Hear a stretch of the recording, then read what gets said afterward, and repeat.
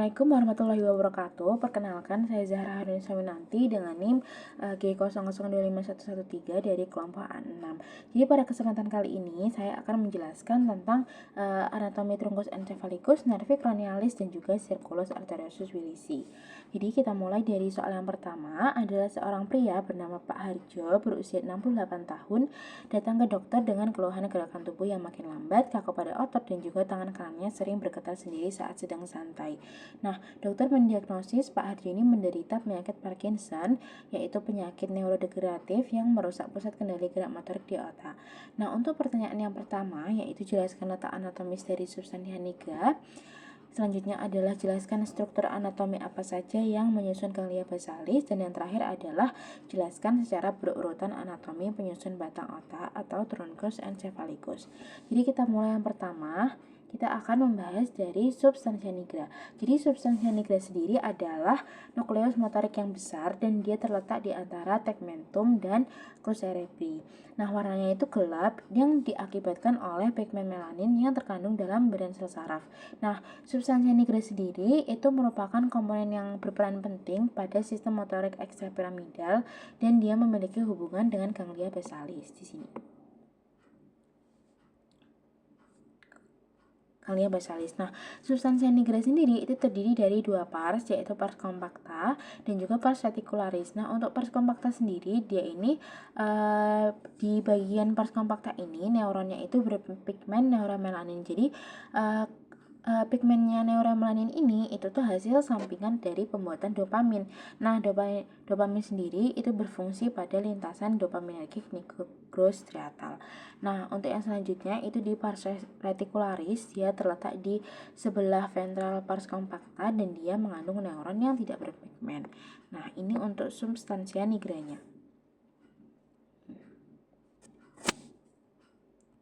Baik, selanjutnya kita langsung ke ganglia basalis. Jadi, ganglia basalis sendiri adalah kelompok substansia grisea yang terletak di central hemispherium cerebri atau di antara thalamus dengan substansia alba hemispherium cerebri. Nah, untuk ganglia basalis sendiri dia terdiri dari beberapa susunan. Yang pertama, dia ada nucleus caudatus. Nah, nucleus caudatus ini itu berbentuk lengkung dan dengan kaput di ujung anterior dan nanti mengecil di posterior sebagai kauda. Nah, kaput nukleus caudatus sendiri ini, nanti dia akan melanjutkan diri menjadi putamen nanti, dan kaudanya itu akan berakhir di kompleks amygdaloideum. Nah, untuk selanjutnya, selain ada nukleus caudatus, juga ada nukleus lentiformis, di mana dia di sini tuh terdiri dari dua bagian, yaitu putamen di lateralnya dan juga globus pallidus di medialnya. Nah, kedua hal ini itu tuh dipisahkan oleh lamina medullaris externa. Nah, kedua komponen ini nanti akan menyatu menjadi nukleus lentiformis. Nah, yang selanjutnya adalah corpus amygdaloideum. Nanti dia akan berhubungan dengan sistem limbik dan juga nanti dia akan berhubungan dengan uncus pada gyrus hipokampi. Nah, yang terakhir adalah claustrum. Nah, claustrum sendiri itu adalah lamina grisea, nanti akan memisahkan putamen dan juga insula. Seperti itu. Oke, untuk soal yang pertama yang terakhir adalah kita akan membahas dari trunkus encephalitis. Jadi trunkus encephalitis atau batang otak ini adalah bagian otak yang menghubungkan cerebrum dengan medulla spinalis. Nah, trunkus encephalitis ini tuh berfungsi sebagai jalur penghantar impuls saraf dan juga dia juga berperan di berbagai pusat pengaturan fungsi vital tubuh. Salah satunya adalah seperti pernapasan, denyut jantung, dan juga refleks, seperti itu. Nah, untuk trunkus encephalitis sendiri, dia itu terdiri dari tiga struktur, yaitu mesencephalon, pons, dan juga medulla oblongata. Selanjutnya kita akan beralih ke soal nomor 2. Seorang pria berusia 60 tahun bernama Pak Joko tiba-tiba mengalami pusing berputar atau vertigo yang sangat hebat, penglihatan ganda, disebut diplopia dan juga kesulitan menelan saat sedang makan siang. Ia juga merasakan separuh badan kirinya mendadak lemas. Keluarga segera membawanya ke IGD dan setelah dilakukan pemeriksaan CT scan kepala, dokter mendiagnosis Pak Joko mengalami stroke batang otak akibat adanya penyumbatan pada pembuluh darah. Nah, untuk soal yang pertama, pertanyaan yang pertama yaitu jelaskan sistem vaskularisasi sirkulus arteriosus Willisi. Lalu yang kedua adalah jelaskan anatomi 3 bagian utama dari penyusun struktur anatomi batang otak, mesencephalon, pons, dan juga medulla oblongata. Dan yang terakhir adalah jelaskan nervus cranialis apa saja yang nukleusnya itu atau tempat keluarnya itu terletak di bagian pons. Oke, jadi kita beralih ke soal yang pertama dulu atau pertanyaan yang pertama yaitu tentang sirkulus arteriosus Willisi. Jadi untuk sirkulus arteriosus Willisi dia itu adalah sistem vaskular yang terletak tuh di bagian inferior cerebri. Nah, sirkulus arteriosus Willisi ini terdiri dari beberapa bagian. Yang pertama dari arteri carotis interna, nanti akan arteri carotis interna nanti dia akan bercabang menjadi arteri cerebri anterior dan juga arteri cerebri media. Nah, yang di bawahnya itu adalah arteri vertebralis. Nah, kedua arteri vertebralis ini akan bersatu menjadi arteri basilaris, yang nanti dia akan memvaskularisasi trunkus cerebri dan kemudian akan bercabang menjadi arteri cerebri posterior.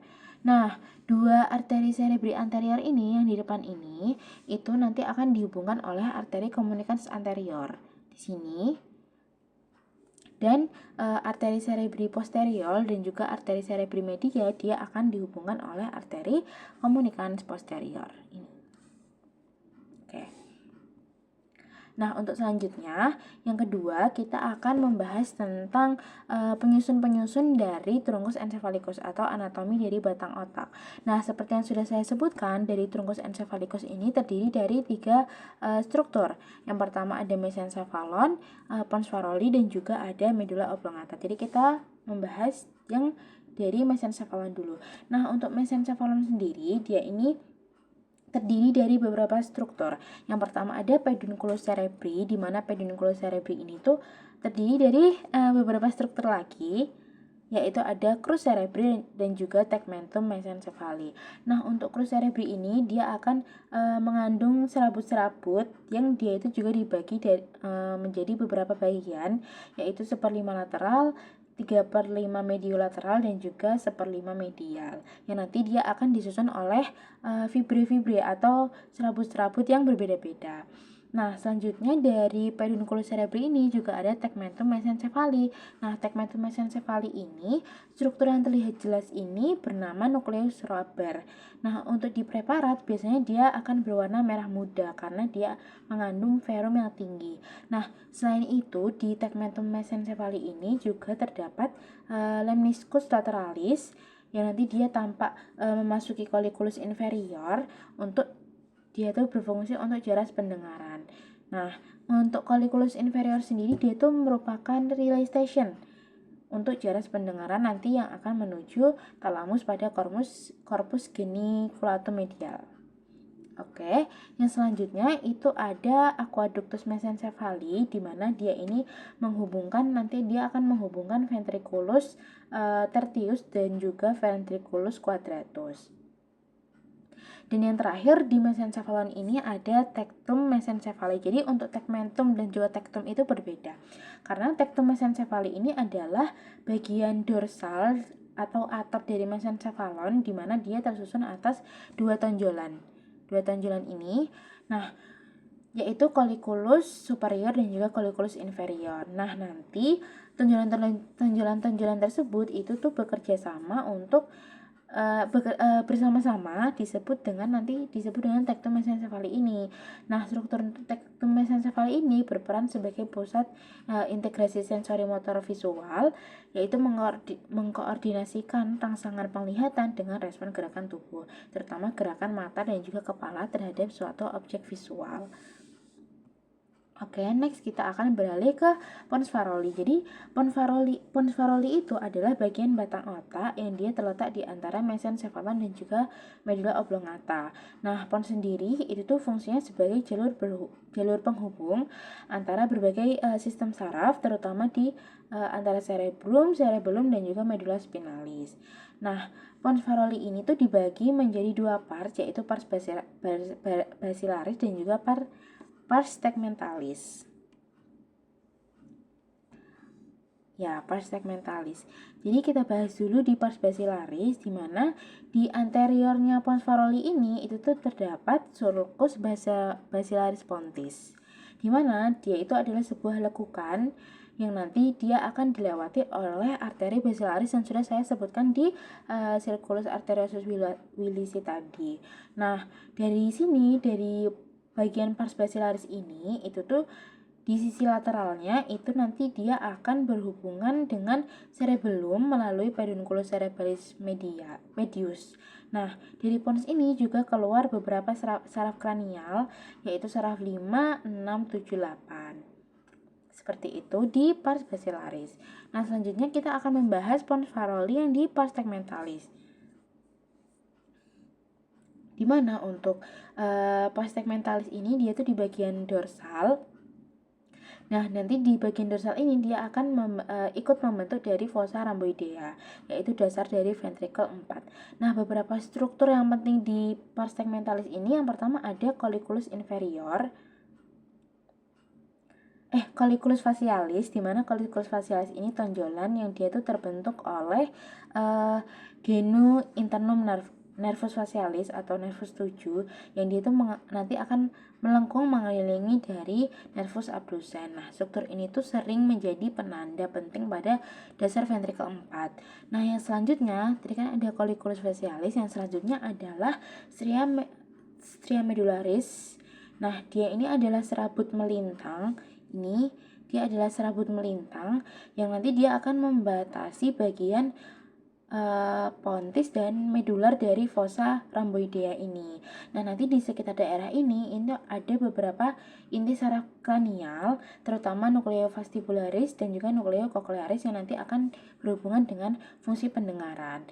Nah, seperti itu. Nah, yang selanjutnya ada sulcus medianus posterior, di mana dia ini lekukan di garis tengah fossa rhamboidea. Nah, ini lekukan ini. Dan yang struktur yang selanjutnya adalah sulcus limitans, di mana sulcus limitans ini dia akan memisahkan antara area motorik di bagian medial dan juga area sensorik di bagian lateral selama perkembangan embrional sistem saraf. Oke. Nah, yang terakhir di bagian anatomi trunkus encephalikus itu adalah medula oblongata. Jadi untuk medula oblongata sendiri dia itu terdiri dari dua aspek eksternal dan juga aspek internal. Nah, untuk aspek eksternalnya sendiri dia ada beberapa bagian. Yang pertama adalah ada sulcus posterolateralis. Ini di bagian dorsalnya dulu. Ini ada sulcus posterolateralis di sini, yang dimana dia ini menjadi tempat keluarnya beberapa nervus kranial, yaitu nervus 9, 10, dan juga 11. Nah, selain ada sulcus posterolateralis, dia juga ada fasciculus gracilis, ya, dimana dia ini berada di lebih medial dan dia berfungsi untuk membawa impuls dari ekstremitas bawah seperti kaki atau tungkai bawah dia itu menuju otak. Nah, setelah itu juga ada fasciculus cuneatus, di mana dia terletak lebih lateral, nanti dia akan membawa impuls itu dari ekstremitas atas. Nih, fasciculus cuneatus dan juga fasciculus gracilis seperti itu. Nah, yang selanjutnya di bagian ventralnya atau di bagian depannya, ini dia didominasi oleh struktur motorik utama. Yang pertama dia ada piramis. Ini piramis, di mana dia tonjolan adalah sebuah tonjolan longitudinal yang disebabkan oleh adanya tractus corticospinalis. Nah, fungsinya itu sebagai jalur utama motorik volunter dari korteks ke medula spinalis. Nah, yang selanjutnya dia ada ini Decussatio pyramidum. Ini di mana dia merupakan struktur yang terletak di bagian caudal medula yang dia merupakan tempat penyilangan serabut tractus corticospinalis kanan dan kiri. Nah, ini yang menyebabkan kontrol motorik itu bersifat kontralateral. Jadi kayak otak kanan itu mengontrol tubuh kiri dan juga sebaliknya. Nah, yang selanjutnya itu ada oliva, di mana dia merupakan tonjolan dilateral akibat nucleus olivarius inferior. Nah, dia ini berperan dalam koordinasi gerakan motorik, terutama melalui hubungan dengan cerebellum. Nah, yang terakhir dia ada sulcus ventrolateral, di mana dia merupakan tempat keluarnya beberapa nervus kranial dan termasuk dari nervus hipoglossus. Nah, sementara yang tadi adalah aspek eksternanya, yang aspek internalnya itu dia terdiri dari beberapa nukleus ya mostly. Yang pertama ada kompleks nuklear olivarius atau ada nukleus ambiguus, dia dimana berperan di bagian motorik. Jadi dia berperan di nukleus somatic motorik nervus 9, 10, dan juga 11. Selain itu juga ada nukleus tactus solitarius, dia berperan di secara sensorik yang nanti dia akan nukleus berperan sebagai nukleus somatik sensorik dari nervus 7, 9 dan juga 10. Lalu juga ada nukleus dorsalis nervus vagus dan juga ada nukleus nervus hipoglossus di bagian